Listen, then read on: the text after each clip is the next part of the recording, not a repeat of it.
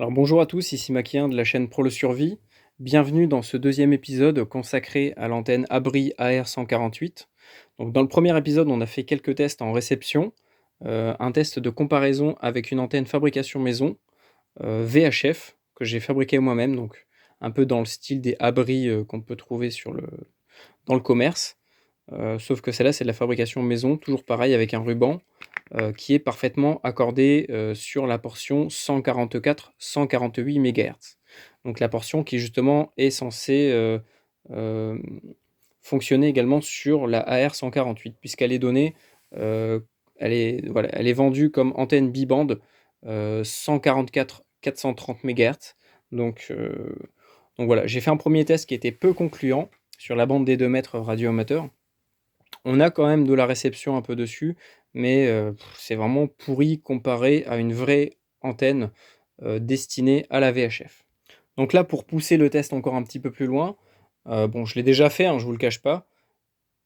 On va, aujourd'hui l'analyser sur un nano VNA. Donc qu'est-ce que c'est qu'un nano VNA? C'est tout simplement un analyseur, heu, voilà, un analyseur, par exemple, de matériel. Donc ça peut être on peut analyser par exemple un câble, une connexion, enfin une connectique, une antenne ou autre. Donc là, aujourd'hui, on va l'utiliser pour calculer l'accordement de l'antenne sur toute la portion VHF-UHF. Donc on va faire le test de plusieurs manières différentes. On va tout d'abord mesurer, enfin analyser, voir sur quelle fréquence au pluriel est accordée l'antenne, puisqu'elle est censée fonctionner sur la VHF et l'UHF. Et après, on va voir sur quelle portion, quelle fréquence précisément elle fonctionne réellement. Et vous allez voir qu'on va avoir des surprises. Alors, pour faire ce test, on a besoin d'un anneau VNA. Donc, je l'ai alimenté avec ma petite batterie externe. On a besoin d'un câble en SMA. Donc, par contre, je suis désolé, mais je ne l'ai pas retiré au niveau des analyses. Bon, c'est pas très gênant, hein. Un collègue sait le faire, moi c'est tout nouveau pour moi le nano VNA, donc voilà, j'ai déjà réussi à le prendre un petit peu en main.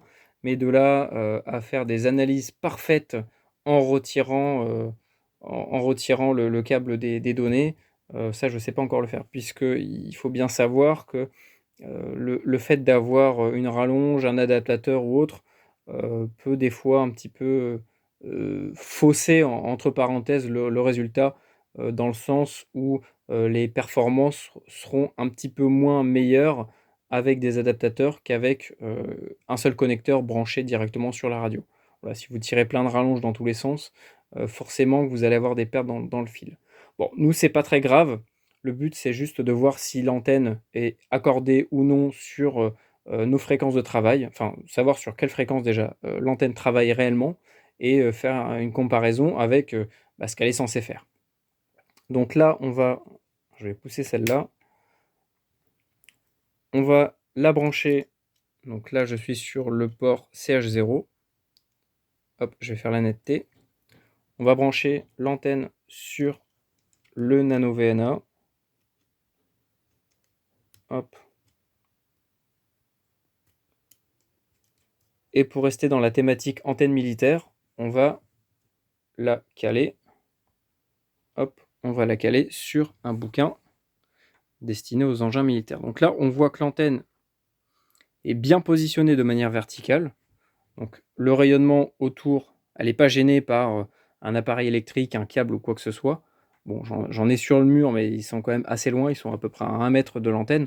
Donc voilà, c'est pas très gênant. Le but, c'est de ne pas avoir, par exemple, une main ou un bout de ferraille autour qui va carrément fausser l'accordement, le rayonnement de l'antenne.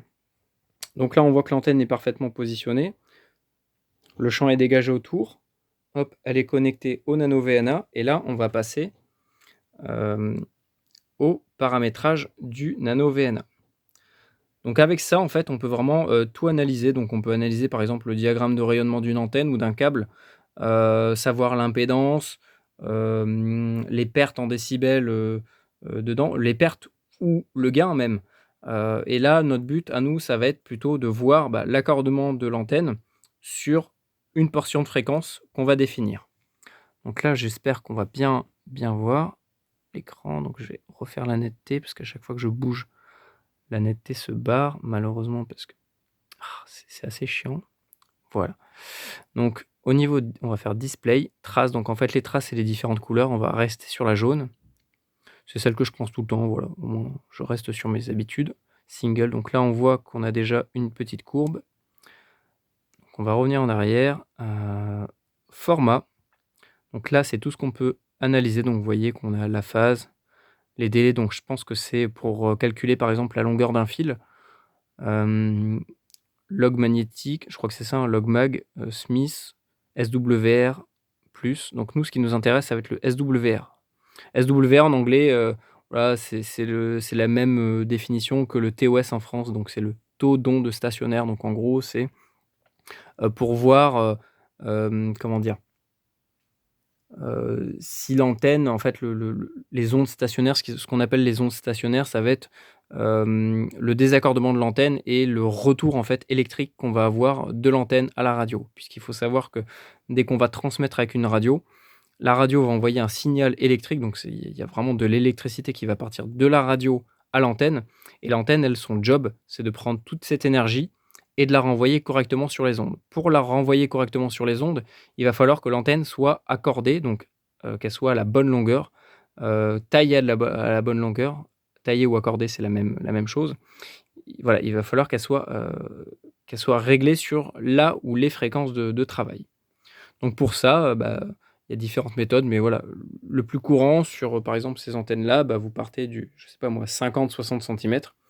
Vous allez transmettre, ou comme là avec le nano VNA, on va voir sur quelle fréquence elle est accordée.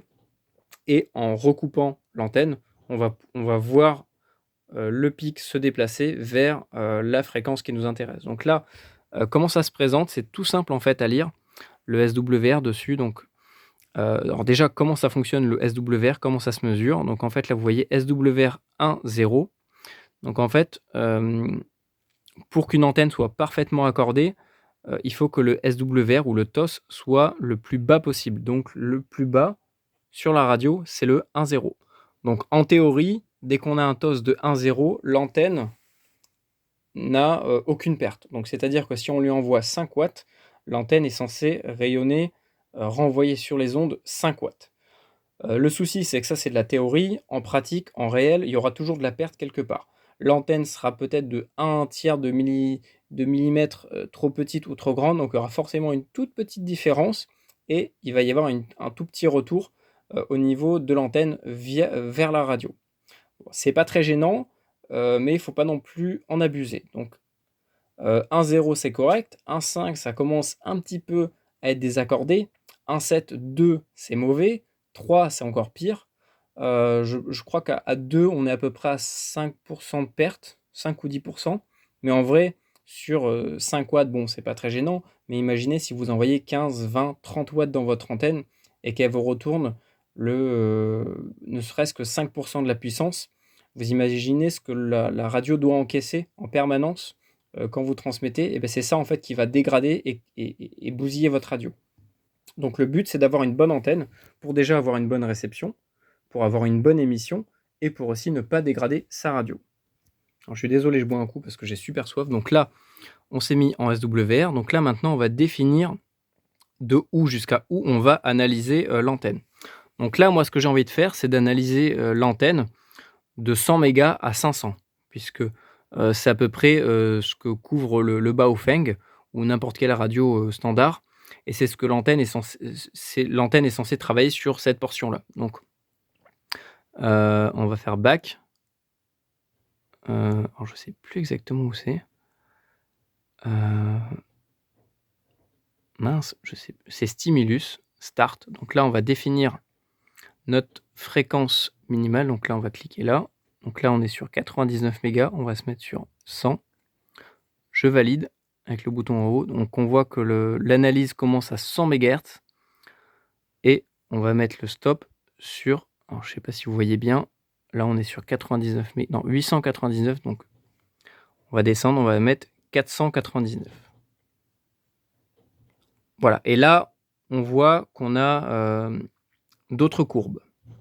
Donc là, c'est ici que l'antenne est accordée. Donc je pense que c'est aux alentours des 400 mégas. Là, on voit que ça monte en flèche. Donc là, l'antenne devient de moins en moins accordée à la fréquence, aux fréquences, à la portion. Hop, là, on a carrément un gros pic de TOS. Donc là, c'est carrément inaccordé. Donc là, c'est inutilisable, hein. Si vous l'utilisez, vous allez cramer votre radio. Là, ça redescend un peu.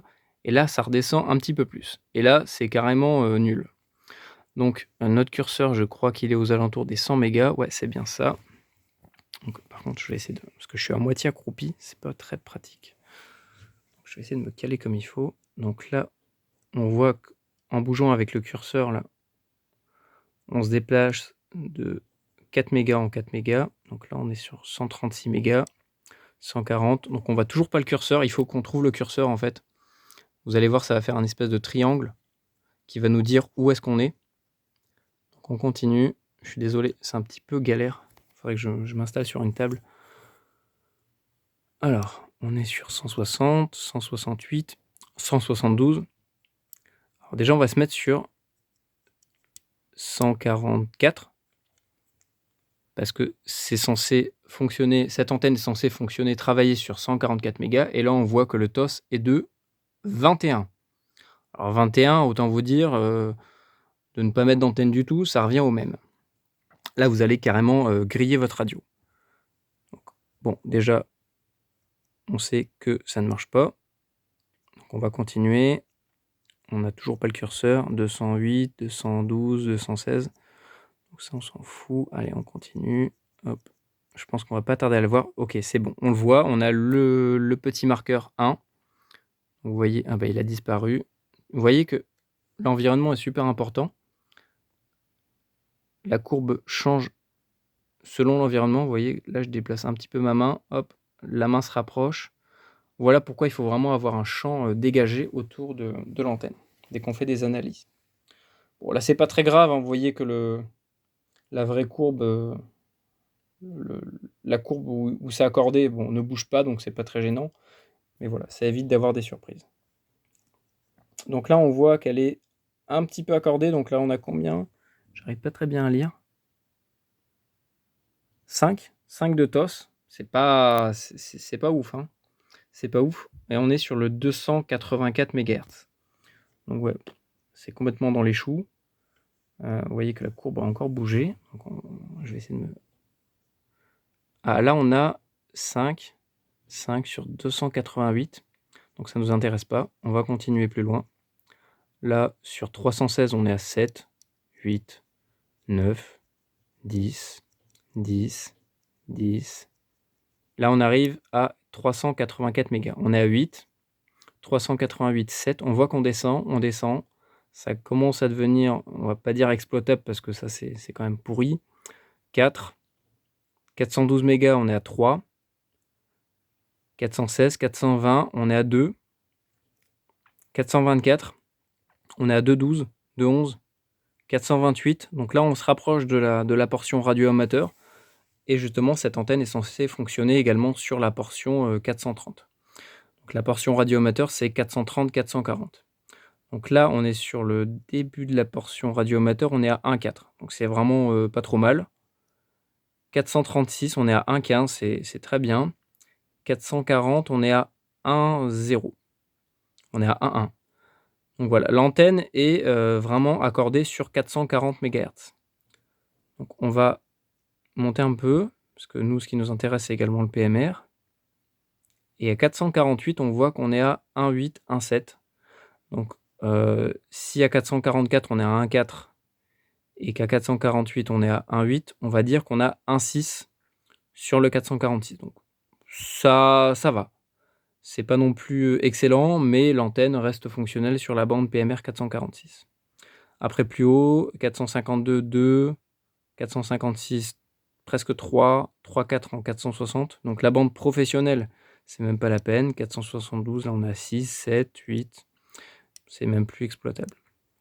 Donc maintenant, on va, pour confirmer l'analyse, se régler uniquement sur la portion VHF. Donc là, c'est bon, on est sur 100 en start.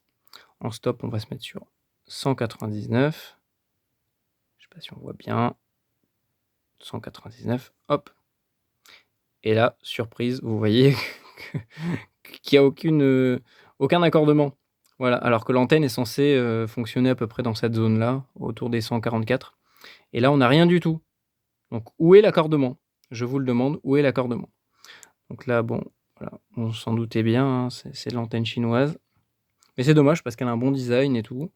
Mais malheureusement, elle ne fonctionne pas en VHF. Donc, 100, on va se mettre sur 400. Et là, on va analyser de 400 à 500, donc la portion UHF. Donc stop, on va se mettre sur 500, 300, donc c'est 500, hop. Et là, on va voir la courbe d'accordement. Donc là, on va voir plus précisément où est-ce que l'antenne est accordée. Donc là, on va pouvoir se déplacer de 1 méga en 1 méga, puisqu'en fait, on a 100 points d'analyse au niveau de la largeur de l'écran.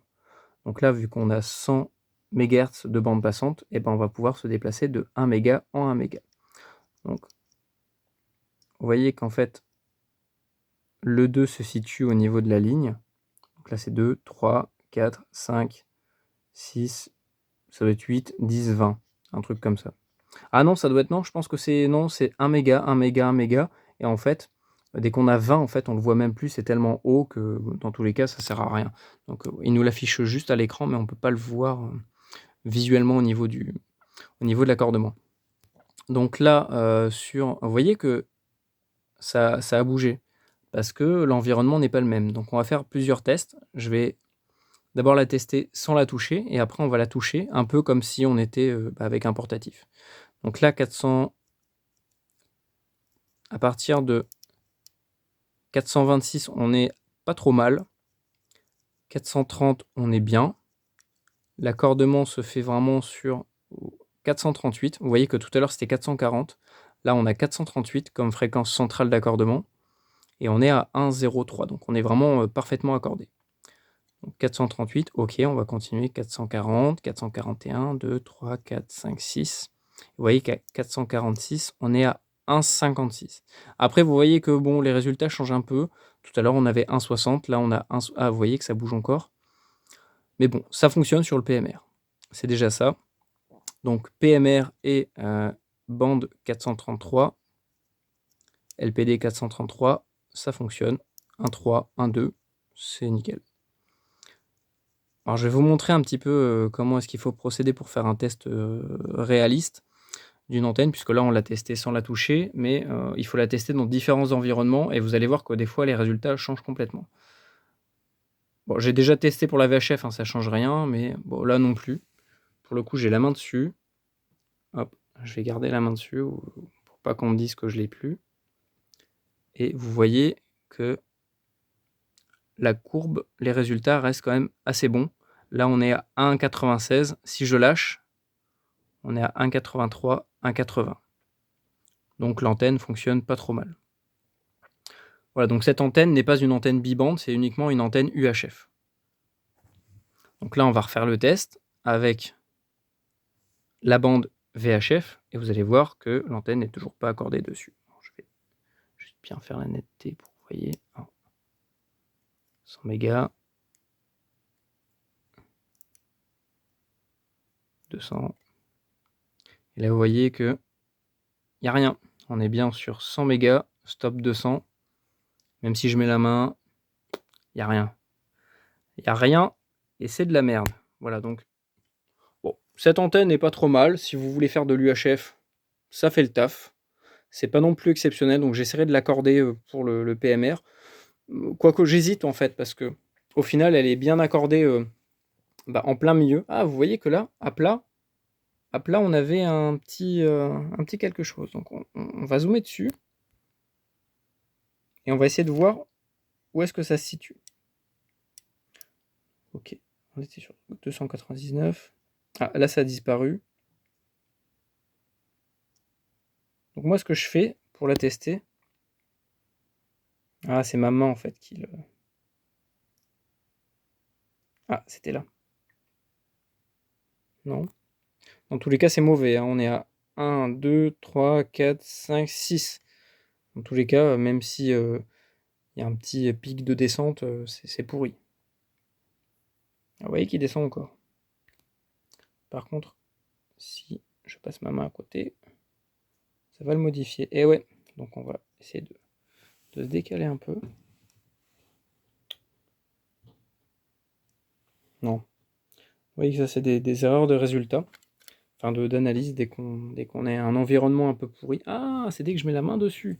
Alors on va garder la main dessus, ce qui n'est pas normal, hein, puisqu'une antenne, normalement, n'est pas censée être utilisée avec une main dessus. Vous voyez que ça bouge.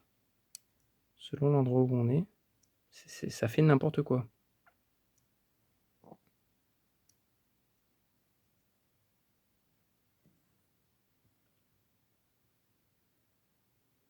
Donc voilà pourquoi une antenne doit être constamment dégagée au niveau de l'environnement. Ah ouais, c'est d'accord, en fait, c'est dès que je mets le doigt au bout. Bon, dans tous les cas, c'est mauvais, donc ça change rien. Voilà, donc dites-moi si vous pensez que c'est une bonne chose ou une mauvaise chose. Bon, pour le prix, ça me fait quand même une antenne assez sympa, qui fonctionne à la fois sur le 444 et le 446. Le 444, le 434 et le 446. Donc bon, c'est quand même intéressant, mais c'est dommage qu'elle ne soit pas bibande. J'essaierai à l'occasion de voir peut-être ce qu'il y a dedans et de comment est-ce qu'on pourrait la modifier pour en faire une vraie antenne bibande. En attendant, celle-là je l'ai testée, même sur du PMR 446, ça fonctionne super bien, et pourtant elle est accordée sur de la VHF. Donc voilà. Ça m'a coûté même pas 5 €, et ça m'a coûté une vingtaine d'euros, voire plus. Voilà, donc c'est tout pour le test de la